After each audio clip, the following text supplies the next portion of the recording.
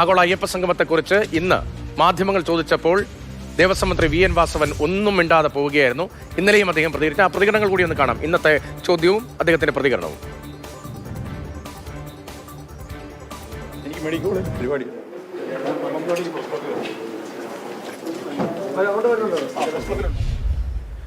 ഇതാണ് ദേവസ്വം മന്ത്രിയുടെ ഇന്നത്തെ പ്രതികരണം. ആഗോള അയ്യപ്പ സംഗമത്തെക്കുറിച്ച് ഇന്ന് മാധ്യമങ്ങൾ ചോദിച്ചു. അദ്ദേഹത്തിന്റെ പ്രതികരണമാണ് പ്രേക്ഷകർ കണ്ടത്. ഒന്നും മിണ്ടാതെ അദ്ദേഹം പോവുകയായിരുന്നു. ഇന്നലെ അദ്ദേഹം പറഞ്ഞത് കൂടി നമുക്കൊന്ന് കേൾക്കാം. അയ്യപ്പ സംഗമത്തിലെ കണക്കുകൾ സംബന്ധിച്ച ചോദ്യത്തിന് കൃത്യമായ ഒരു മറുപടിയും ഇന്നലെ അദ്ദേഹത്തിന്റെ ഭാഗത്തു നിന്ന് ഉണ്ടായിരുന്നില്ല. ഒഴിഞ്ഞു മാറലായിരുന്നു അക്ഷരാർത്ഥത്തിൽ.